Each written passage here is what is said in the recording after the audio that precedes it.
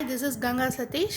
இன்னைக்கு நம்ம பார்க்குற டாபிக் என்னன்னு பார்த்தீங்கன்னா எலக்ட்ரோஸ்டாட்டிக்ஸில் உள்ள electric field and electric field லைன்ஸை பற்றி பார்க்க போகிறோம். வாங்க டாபிக் பார்க்கலாம். இன்றைக்கி நம்ம பார்க்குற topic electric field and electric field lines. So நம்ம கூலம்ஸ்லால் என்ன பார்த்துருப்போம்னு பார்த்தீங்கன்னா ரெண்டு சார்ஜஸ் இருக்கும். இந்த ரெண்டு சார்ஜஸ்க்கு நடுவில் இருக்கிற அந்த ஃபோர்ஸ் எக்ஸ்பீரியன்ஸ் ஆகிற மெஷர்மெண்ட்டை கால்குலேட் பண்ணியிருப்போம் கூலம்ஸ்லாம் யூஸ் பண்ணி. அதுக்கப்புறம் இல்லை எனக்கு மோர் சார்ஜஸ் இருக்குது அப்படின்னு சொன்னால் சூப்பர் பொசிஷன் பிரின்சிபல் யூஸ் பண்ணியிருப்போம். இப்போ நம்ம என்ன பார்க்க போகிறோம்னா இப்போ ரெண்டு சார்ஜ் இருக்குது அப்படின்னு சொன்னால் அதுக்கு நடுவில் இருக்கிற எலக்ட்ரிக் ஃபீல்டு எவ்வளோ இருக்குது அப்படிங்கிறத பார்க்க போகிறோம். ஸோ இவங்க ஒரு பாயிண்ட் கொடுத்துருப்பாங்க உங்கள் புக்கில், ஆக்ஷன் அட் அ டிஸ்டன்ட் அப்படின்னு சொன்னால் இப்போ ரெண்டு சார்ஜ் வச்சுருக்கோம். இப்போ ஃபார் எக்ஸாம்பிள் இந்த ஃபிங்கர் ஒரு சார்ஜ், இந்த ஃபிங்கர் ஒரு சார்ஜ். இதை வந்துட்டு நான் 6ங்கிற டிஸ்டன்ஸில் செப்பரேட் பண்ணி வச்சுருக்கேன். அப்போது இப்போ இதுவும் பாசிட்டிவ் இதுவும் பாசிட்டிவ் அப்படின்னா இது ரெண்டுக்கும் நடுவில் கண்டிப்பாக ரிப்பல்சிவ் ஃபோர்ஸ் இருக்கும். இப்போ இது பாசிட்டிவ் இது நெகட்டிவ் அப்படின்னு சொன்னால் இருக்கிற ஃபோர்ஸ் எப்படி இருக்குன்னு பார்த்தீங்கன்னா அட்ராக்டிவ் இன் நேச்சராக இருக்கும். ஸோ இந்த ஃபெனாமினனை தான் என்னன்னு சொல்கிறாங்கன்னா ஆக்ஷன் அட் அ டிஸ்டன்ட், அதாவது ஒரு டிஸ்டன்ஸ்க்கு ரெண்டு சார்ஜையும் செப்பரேட் பண்ணி அது மூலமாக கிடைக்கிற ஃபோர்ஸ் என்னவா இருக்கும்னு பார்க்குறது ஆக்ஷன் அட் அ டிஸ்டன்ட் அப்படின்னு சொல்லியிருப்பாங்க. ஸோ இப்போ எலக்ட்ரிக் ஃபீல்டில் வந்துட்டு மைக்கேல் ஃபாரடே அப்படிங்கிறவர் ஃபீல்டுக்கு ஒரு கான்செப்ட் சொல்கிறாரு. அது என்ன கான்செப்ட் அப்படின்னு சொல்லி பார்த்தீங்கன்னா இப்போ வந்துட்டு நான் வந்து Q அப்படின்னு சொல்லிட்டு ஒரு சார்ஜ் வச்சுருக்கேன். அதாவது Q0 அப்படின்னு ரெண்டு சார்ஜ் இருக்குது. அப்போது இவங்க என்ன சொல்கிறாங்கன்னா யூனிவர்ஸில் இருக்கிற எல்லா சார்ஜஸும் வந்துட்டு அதை சுற்றி ஒரு எலக்ட்ரிக் ஃபீல்டை வந்து ப்ரொடியூஸ் பண்ணிட்டு தான் இருக்கும். அதை சுற்றி ஒரு எலக்ட்ரிக் ஃபீல்டு கண்டிப்பாக ப்ரொடியூஸ் ஆகிட்ருக்கோம் அப்படின்னு சொல்லிட்டு இவர் சொல்கிறாரு. அப்புறம் என்ன சொல்கிறாருன்னா கிராவிடேஷ்னல் ஃபோர்ஸும் என்னோடய எலக்ட்ரிக் ஃபோர்ஸும் எப்படி இருக்குன்னு பார்த்தீங்கன்னா நான் கான்டாக்ட் ஃபோர்ஸஸ் அப்படின்னு சொல்லி சொல்கிறாங்க. ஸோ இப்போ இவர் என்ன ஒரு கான்செப்ட் எடுத்துருப்பாருன்னு பார்த்தீங்கன்னா Q அப்படிங்கிற ஒரு சார்ஜ் எடுத்துக்கிறாரு. இந்த சார்ஜிலேருந்து ஆர் டிஸ்டன்ஸில் Q0 அப்படிங்கிற ஒரு டெஸ்ட் சார்ஜ் எடுத்துக்கிறாரு. ஸோ Qன்னு ஒரு சார்ஜ் இருக்குது, இந்த Qலேருந்து ஆர் டிஸ்டன்ஸில் Q0 அப்படின்னு ஒரு சார்ஜ் இருக்குது. இப்போது இங்கே எலக்ட்ரிக் ஃபீல்டு வந்து Q0க்கு Qக்கு நடுவில் என்ன எக்ஸ்பீரியன்ஸ் ஆகும்னு சொல்லி பார்த்தோன்னா அதுக்கு வந்து ஒரு ஃபோர்ஸ் கொடுத்துருப்பாங்க. ஃபோர்ஸ் ஃபார்ம்லாம் நமக்கு ஆல்ரெடி தெரியும், கூலும்ஸ் ஃபார்ம்லாம். ஏன்னா ரெண்டு சார்ஜ் இருக்கிறனால கூலும்ஸ்லா ஃபார்ம்லாம் யூஸ் பண்ணுறோம். K into Q0 divided by R² into R cap. ஏன்னா இங்கே இருக்கிற சார்ஜஸ் வந்து Q அண்டு Q0, நமக்கு இருக்கிற அந்த டிஸ்டன்ஸோட வேல்யூ என்னது R, அதனால் R², யூனிட் வெக்டார் வந்து R கேப். நமக்கு தெரியும் Kவோட வேல்யூ வந்து 1/4πε அப்படின்னு சொல்லிட்டு. இப்போ என்ன சொல்கிறாங்கன்னு பார்த்தீங்கன்னா என்னோட Q அப்படிங்கிற சார்ஜ் வந்துட்டு இதை சுற்றி ஒரு எலக்ட்ரிக் ஃபீல்டை வந்து ப்ரொடியூஸ் பண்ணிகிட்ருக்கோம். அந்த டைமில் நான் என்ன பண்ணுறேன்னா ஒரு Q0ங்கிற ஒரு சார்ஜை உள்ளே கொண்டு போய் எக்ஸ்பீரியன்ஸ் பண்ணினேன் அப்படின்னு சொன்னால் கொண்டு போய் இங்கே வைக்கல இந்த இடத்துல ஒரு ஃபோர்ஸ் வந்து ப்ரொடியூஸ் ஆகும் அப்படின்னு சொல்கிறாங்க. நல்லா கவனிச்சுக்கோங்க, Qங்கிற என்னோட சார்ஜ் வந்து ஒரு எலக்ட்ரிக் ஃபீல்டை வந்து ப்ரொடியூஸ் பண்ணிகிட்ருக்கு, அதான் இந்த ரெட் லைன்ஸ். இந்த ஃபீல்டுக்குள்ளே நான் ஒரு யூனிட் சார்ஜ், அதாவது ஒரு டெஸ்ட் சார்ஜை கொண்டு போய் வைக்கல சம் ஃபோர்ஸ் வந்து இந்த இடத்துல எக்ஸ்பீரியன்ஸ் ஆகும்னு சொல்லியிருக்காங்க. அப்போது என்னோடய எலக்ட்ரிக் ஃபீல்டு ஃபார்முலா எப்படி இருக்குன்னு பார்த்தீங்கன்னா ஃபோர்ஸ் டிவைடட் பை சார்ஜ். அப்போது இங்கே என்னோடய ஃபோர்ஸ் என்னது F வெக்டார், என்னோடய டெஸ்ட் சார்ஜ் என்னது Q0, அதை வந்து இங்கே போட்டிருக்கேன். அப்போது F vector divided by Q0 அப்படிங்கிறது தான் என்னோடய எலக்ட்ரிக் ஃபீல்டு. இப்போ நான் என்ன பண்ண போகிறேன்னா இதோட வேல்யூஸை சப்ஸ்டியூட் பண்ண போகிறேன். இப்போ ஃபோர்ஸ் வேல்யூ என்ன K into Q0 divided by R² into R cap into என்கிட்ட இங்கே என்ன இருக்குது 1/Q0 இருக்குது. அப்போ Q0 கேன்சல் ஆயிரும். அப்போ என்னோடய எலக்ட்ரிக் ஃபீல்ட் ஃபார்முலா எப்படி இருக்கும் K into Q divided by R² into R cap அப்படின்ட்டு இருக்கும்.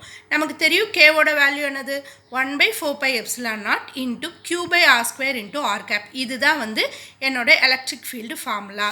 ஸோ நெக்ஸ்ட் என்ன சொல்லியிருப்பாங்கன்னா இப்போ யூனிட் வந்து எலக்ட்ரிக் ஃபீல்டுக்கு என்னென்னு பார்க்கணும். ஸோ இதை வச்சே நம்ம சொல்லிடலாம் ஃபோர்ஸோட யூனிட் என்னது நியூட்டன், சார்ஜோட யூனிட் வந்து கூலும். அப்போது நியூட்டன் பர் கூலும்ங்கிறது தான் என்னோட எலக்ட்ரிக் ஃபீல்டோட யூனிட். இதை எப்படி வந்து ரெப்ரசன்ட் பண்ணுவாங்கன்னா Nc⁻⁻1, அதாவது n டிவைடட் பை கூலும், அதை வந்து Nc⁻⁻1 எடுத்துக்கிறாங்க.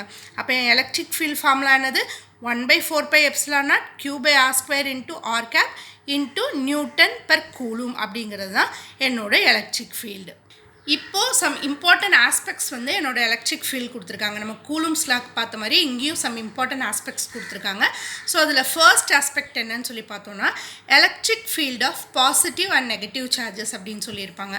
இப்போ வந்து இந்த Q பார்த்திங்கன்னா என்னோட சார்ஜ், இந்த சார்ஜில் இருந்து நான் என்ன பண்ணுறேன்னா ஒரு சம் பாயிண்டில் வந்து பி அப்படின்னு சொல்லி வச்சுக்கிறேன். அதாவது இதை சுற்றி கண்டிப்பாக ஒரு எலக்ட்ரிக் ஃபீல்டு ப்ரொடியூஸ் ஆகிருக்கும் இல்லையா, அந்த எலக்ட்ரிக் ஃபீல்டுக்குள்ளே வந்து நான் பிங்கிற ஒரு பாயிண்ட் வச்சுருக்கேன். இங்கே இருக்கிற வெக்டார் என்னன்னு சொல்லி பார்த்தீங்கன்னா ஆர் வெக்டார், அதாவது இது யூனிட் வெக்டார் அப்படின்னு சொல்லி சொல்லுவாங்க. இப்போது இது வந்து பாசிட்டிவாக இருந்துச்சு, அதாவது என்னோடய சோர்ஸ் சார்ஜ் வந்து பாசிட்டிவாக இருந்துச்சுன்னா என்னோடய எலக்ட்ரிக் ஃபீல்டு வந்து இந்த பாயிண்ட்லேருந்து வெளியே போயிடும், அவே ஆயிரும்னு சொல்கிறாங்க. ஒரு செகண்ட் என்ன சொல்லியிருப்பாங்கன்னா, இப்போ வந்துட்டு என்னோடய க்யூ வந்து இப்போ வந்து இது சார்ஜு இது வந்து நெகட்டிவாக இருக்குது அப்படின்னு சொன்னால் என்னோடய பாயிண்ட் பிக்குள்ளே என்னோடய எலக்ட்ரிக் ஃபீல்டு உள்ளே நோக்கி வரும். அதாவது பாசிட்டிவாக இருந்தால் ரிப்பல்சிவாக இருக்கும், நெகட்டிவாக இருந்தால் அட்ராக்டிவாக இருக்கும். அதை தான் வந்து உங்களுக்கு ஃபர்ஸ்ட் பாயிண்டில் சொல்லியிருப்பாங்க. ஸோ செகண்ட் பாயிண்டில் என்ன சொல்லியிருப்பாங்கன்னு பார்த்தோன்னா Coulomb's law in terms of electric field. அப்போது நமக்கு தெரியும் எலக்ட்ரிக் ஃபீல்டோட ஃபார்முலா என்னது, force vector divided by Q naught அப்படின்னு சொல்லிட்டு. இங்கே நம்ம என்ன கண்டுபிடிக்கிறோம்னா Q நாட்னால் ஏற்படக்கூடிய ஃபோர்ஸ் என்ன அப்படின்னு சொல்லி கண்டுபிடிக்கணும். நான் தான் சொன்னேன் இல்லையா, இப்போ வந்து இங்கே வந்து Q இருக்குது, இது Q நாட்டுன்னு இருக்குது. இப்போது இதை வந்து ஒரு டிஸ்டன்ஸில் செப்பரேட் பண்ணி வச்சுருக்கோம். இங்கே ஒரு எலக்ட்ரிக் ஃபீல்டு வந்து போயிட்டுருக்கு. அப்போ இந்த எலக்ட்ரிக் ஃபீல்டுக்குள்ளே இந்த Q நாட்டை வைக்கல இங்கே ஒரு ஃபோர்ஸ் எக்ஸ்பீரியன்ஸ் ஆகும்னு சொன்னேன் இல்லையா, அந்த ஃபோர்ஸ் கண்டுபிடிக்கிற ஃபார்முலா என்னன்னு பார்க்கணும். ஸோ நான் என்ன பண்ணுறேன், என்னோடய எலக்ட்ரிக் ஃபீல்டில் ஆல்ரெடி ஃபோர்ஸ் இருக்குது.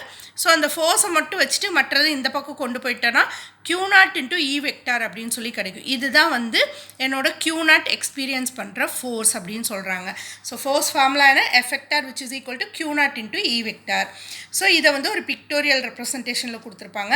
இப்போ பார்த்தீங்க அப்படின்னு சொன்னால் என்னோட சோர்ஸ் சார்ஜ் இருக்குது, என்னோடய எலக்ட்ரிக் ஃபீல்டு இருக்குது. அப்போ என் Q நாட்டை உள்ளே கொண்டு போகையில் என்னோடய எலக்ட்ரிக் ஃபீல்டோட ஃபோர்ஸ் என்னவாக இருக்கும்னு சொல்லியிருக்காங்க, Q not into E vector அப்படின்னு சொல்லியிருக்காங்க. சேம் கான்செப்ட் தான். பாசிட்டிவாக இருந்துச்சுன்னா எலக்ட்ரிக் ஃபீல்டு வந்து வெளியே நோக்கி போகும், நெகட்டிவாக இருந்துச்சுன்னா என்னோடய எலக்ட்ரிக் ஃபீல்டு வந்து உள்ளே நோக்கி வரும். இதைத்தான் வந்து சொல்லியிருப்பாங்க Coulomb's law in terms of electric ஃபீல்டில். ஸோ தேர்ட் பாயிண்ட் என்னன்னு சொல்லி பார்த்தோன்னா என்னோடய எலக்ட்ரிக் ஃபீல்டு வந்து இண்டிபெண்ட் ஆஃப் Q நாட் அப்படின்னு சொல்கிறாங்க. இது நமக்கே தெரியும். அப்போது என்னோடய எலக்ட்ரிக் ஃபீல்டு எது மூலமாக உருவாகுதுன்னு பார்த்தோன்னா Qனால தான் உருவாகுது. அந்த Qனால உருவாகிற எலக்ட்ரிக் ஃபீல்டுக்குள்ளே தான் நம்ம Q நாட்டை கொண்டு போய் வைக்க போகிறோம். அப்போது என்னோடய எலக்ட்ரிக் ஃபீல்டு வந்து depends on Q and independent of Q naught அப்படின்னு சொல்லியிருப்பாங்க. ஸோ ஃபோர்த் பாயிண்ட் என்ன சொல்லியிருப்பாங்கன்னு பார்த்தோன்னா என்னோடய எலக்ட்ரிக் ஃபீல்டுங்கிறது வந்து ஒரு வெக்டார் குவான்டிட்டி. ஏன்னா வெக்டார் குவான்டிட்டினா நமக்கு தெரியும், அதுக்கு மேக்னிடியூடும் இருக்கும், சேம் டைம் டைரக்ஷனும் இருக்கும். இப்போ என்ன சொல்லியிருக்காங்கன்னா என்னோடய எலக்ட்ரிக் ஃபீல்டு வந்து ஒரு வெக்டார் குவான்டிட்டி, இதுக்கு வந்து ஒரு யூனிக்காக, அதாவது அது ஒரு பேட்டர்ன் ஃபாலோ பண்ணும், same pattern of direction and magnitude, அதாவது யூனிக் டைரக்ஷன் அண்ட் மேக்னிடியூட் இருக்கும்னு சொல்லியிருப்பாங்க. இப்போ என்ன சொல்லியிருக்காங்கன்னா என்னோட எலக்ட்ரிக் ஃபீல்டோட டிஸ்டன்ஸ் வந்து இன்க்ரீஸ் ஆச்சு அப்படின்னு சொன்னால் என்னோட எலக்ட்ரிக் ஃபீல்டோட மேக்னிடியூட் என்ன ஆகும்னு சொல்லியிருக்காங்கன்னா டிக்ரீஸ் ஆகும் அப்படின்னு சொல்லியிருக்காங்க. இப்போ பார்த்தீங்கன்னா இந்த Qலேருந்து ஒரு எலக்ட்ரிக் ஃபீல்டு வந்து உருவாயிருக்கு. இந்த எலக்ட்ரிக் ஃபீல்டு வந்து டிஸ்டன்ஸ் இன்க்ரீஸ் ஆகிட்டே இருந்துச்சு அப்படின்னு சொன்னால் என்னோட மேக்னிடியூட் என்னவாகும்னு சொல்லியிருக்காங்க, டிஸ்டன்ஸ் இன்க்ரீஸ் ஆனால் மேக்னிடியூட் வந்து டிக்ரீஸ் ஆகும்னு சொல்லியிருப்பாங்க. அதுதான் வந்து ஃபோர்த் பாயிண்ட்டு. அதுக்கு வந்து உங்களுக்கு ஒரு பிக்டோரியல் டயக்ராம் கொடுத்துருப்பாங்க. இப்போ பார்த்தீங்கன்னா பாசிட்டிவ் சார்ஜாக இருக்கையில் வந்துட்டு எலக்ட்ரிக் ஃபீல்டு வந்து ஒரு 3 பாயிண்ட்ஸில் வந்து எப்படி போகுதுன்னு சொல்லியிருப்பாங்க. டிஸ்டன்ஸ் இன்க்ரீஸ் ஆகையில் என்னோட அந்த மேக்னிடியூட் என்ன ஆகும்னா கம்மியாகும், ஃபோர்ஸும் கம்மியாகும். டிஸ்டன்ஸ் வந்து கம்மியாக இருக்கையில் என்ன ஆகும்னா என்னோட மேக்னிடியூட் வந்துட்டு அதிகமாக இருக்கும், அதே மாதிரி என்னோடய ஃபோர்ஸும் அதிகமாக இருக்கும்னு சொல்கிறாங்க. வேறு ஒன்றுமே இல்லை. அதுதான் வந்து ஃபோர்த் பாயிண்டில் சொல்லியிருக்காங்க. ஃபிஃப்த்து பாயிண்டில் என்ன சொல்கிறாங்கன்னு பார்த்தோன்னா நான் எடுத்திருக்கேன் இல்லையா ஒரு டெஸ்ட் சார்ஜ் Q நாட், அது வந்து ரொம்ப ரொம்ப ரொம்ப ஸ்மால் அமௌண்ட்டாக தான் இருக்கணும் அப்படின்னு சொல்லியிருக்காங்க. சப்போஸ் நான் எடுத்திருக்க Q நாட்டோட வேல்யூ வந்து ஹையாக இருந்துச்சு அப்படின்னு சொன்னால் இது என்ன பண்ணுன்னா என்னோடய எலக்ட்ரிக் ஃபீல்டை மாடிஃபை பண்ணிடும். ஸோ அதனால தான் நம்ம என்ன பண்ணுறோன்னா Q நாட்டை வந்து வெரி வெரி ஸ்மால் அமௌண்ட்டில் சூஸ் பண்ணி வச்சுக்குவோம் எப்பயுமே. நெக்ஸ்ட் வந்து சிக்ஸ்த்து பாயிண்டில் என்ன சொல்கிறாங்கன்னு பார்த்தோன்னா இந்த கான்செப்ட் வந்து நம்ம பாயிண்ட் சார்ஜஸ்க்கு மட்டும்தான் அப்ளை பண்ண முடியும் அப்படின்னு சொல்கிறாங்க. ஃபார் எக்ஸாம்பிள் இப்போ என்னோட சார்ஜ் வந்து ஒரு கண்டினியூஸ் ஃபைனைட் சார்ஜாக இருந்துச்சு அப்படின்னு சொன்னால் நம்ம வந்து இன்டகிரேஷன் டெக்னிக் தான் யூஸ் பண்ண முடியும். ஃபார் எக்ஸாம்பிள் இப்போ என்னோடய சோர்ஸ் சார்ஜ் வந்துட்டு நான் சன்னுன்னு வச்சுக்கிறேன், என்னோடய டெஸ்ட் சார்ஜ் வந்து நான் வந்து எர்த்துன்னு வச்சுக்கிறேன். அப்போ இங்கே உள்ள கிராவிடேஷனல் ஃபோர்ஸையோ இல்லை வந்துட்டு எலக்ட்ரோஸ்டாட்டிக் ஃபோர்ஸையோ நான் மெஷர் பண்ணோம் அப்படின்னு சொன்னால் அது வந்து அவ்வளோ சீக்கிரமாக நான் என்னால் கண்டுபிடிக்க முடியாது. அப்போ என்ன பண்ணுறேன்னா ஒரு பார்ட்டாக எடுத்து அதை சம் பண்ணி அதுக்கப்புறம் தான் அதோட வேல்யூ கண்டுபிடிக்க முடியும். ஸோ அதுக்கு நம்ம இன்டகிரேஷன் டெக்னிக் யூஸ் பண்ணுறோம். அதனால தான் இந்த மாதிரி ப்ராப்ளம் டெஸ்டிங்க்கு நம்ம என்ன யூஸ் பண்ணுறோன்னா பாயிண்ட் சார்ஜஸை மட்டும் யூஸ் பண்ணுறோம், ஈஸியாக வந்து கால்குலேட் பண்ணணும் அப்படிங்கிறதுக்காக. நெக்ஸ்ட்டு 7th பாயிண்ட் என்ன சொல்லியிருப்பாங்கன்னு பார்த்தோன்னா, என்னோடய எலக்ட்ரிக் ஃபீல்டு வந்து 2 டைப்ஸாக இருக்கும். ஒன்று வந்து யூனிஃபார்மாக இருக்கும், இன்னொன்று வந்து நான் யூனிஃபார்மாக இருக்கும். இப்போ யூனிஃபார்ம் எலக்ட்ரிக் ஃபீல்டுனா என்னென்னு சொல்லி பார்த்தோன்னா, இதுக்கு வந்து same direction and same magnitude இருக்கும். அது மாதிரி இதோட வேல்யூ பார்த்தோம் அப்படின்னு சொன்னால் ரொம்ப கான்ஸ்டண்ட்டாக இருக்கும் அப்படின்னு சொல்கிறாங்க.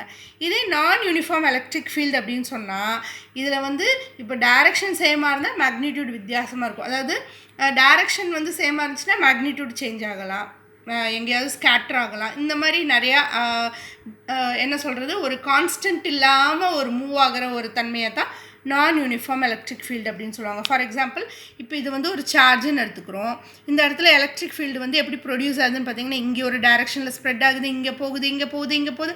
அப்போ இந்த இடத்துல டைரக்ஷன் சேஞ்ச் ஆகுது, மேக்னிடியூட் சேஞ்ச் ஆகுது, ஃபோர்ஸும் வந்து வேறு டைரக்ஷனில் கிடைக்குது. ஸோ இது வந்து என்னோடய பாயிண்ட் சார்ஜோட நான் யூனிஃபார்ம் எலக்ட்ரிக் ஃபீல்டு அப்படின்னு சொல்லுவாங்க. ஸோ இன்றைக்கி நம்ம என்ன டாபிக் பார்த்தோன்னா எலக்ட்ரிக் ஃபீல்டும் அதோட இம்பார்ட்டன்ட் ஆஸ்பெக்ட்ஸும் பார்த்துருக்கோம். ஸோ இந்த கான்செப்ட் பார்த்துட்டு நெக்ஸ்ட்டு ஒரு ப்ராப்ளம் பார்க்க போகிறோம். ஸோ இது ஈஸியாக இருந்துச்சுன்னா ஜஸ்ட் ஒன் டைம் இதை ரீட் பண்ணிவிட்டு அப்புறம் இந்த கான்செப்டை படித்து பார்த்தீங்கன்னா ஈஸியாக இருக்கும். தேங்க்ஸ் ஃபார் வாட்சிங் த வீடியோ.